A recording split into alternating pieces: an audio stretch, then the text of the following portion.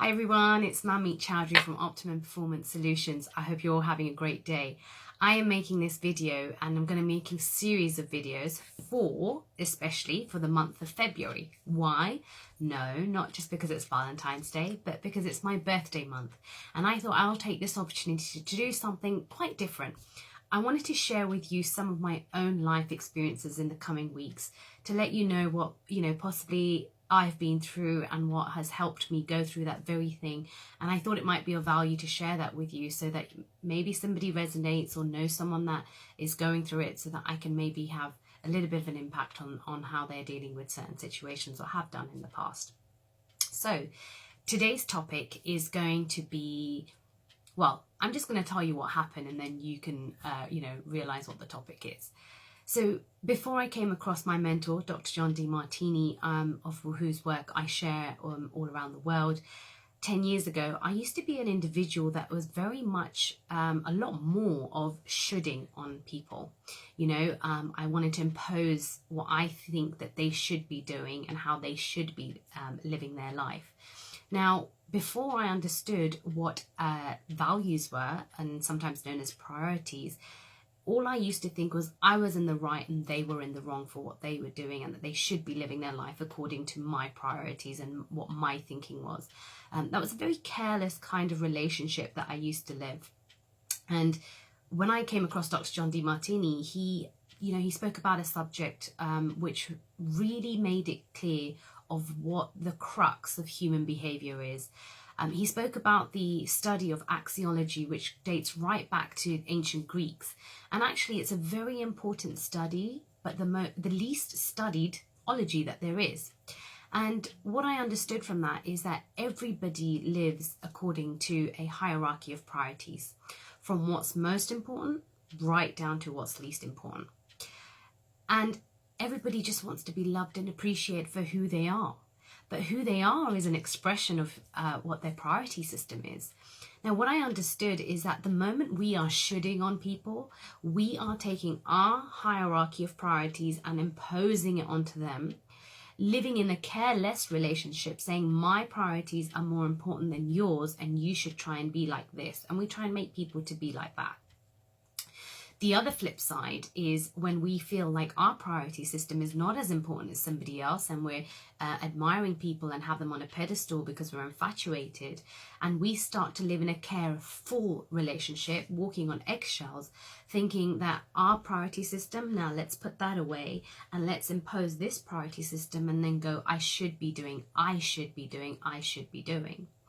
And I used to think that a lot around certain subjects that I was, back in the day, which was like health, or I should really be working out a lot more, I should be spending a lot more time with my family, I should be going to family functions, etc.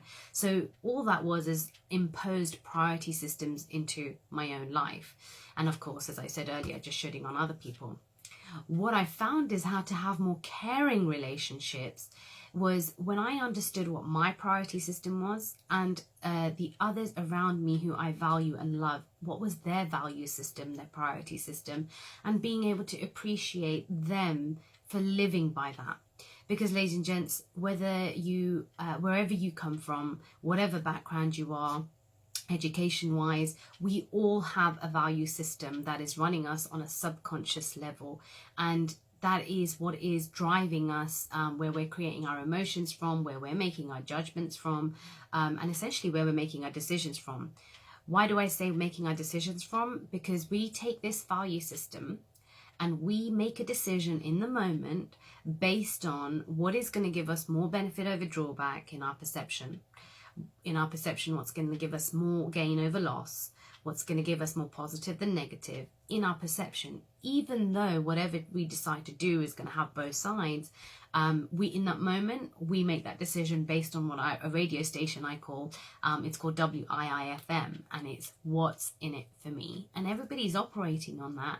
And again, if we are able to communicate with somebody in their priority system, in accordance to what we want, we then live in what I call that caring relationship, which is very different to either a careful, where you're not being yourself, a careless, when you're thinking, you know, less of others, where a caring is appreciating somebody for who they are, in turn getting what it is you want from the relationship and friendship.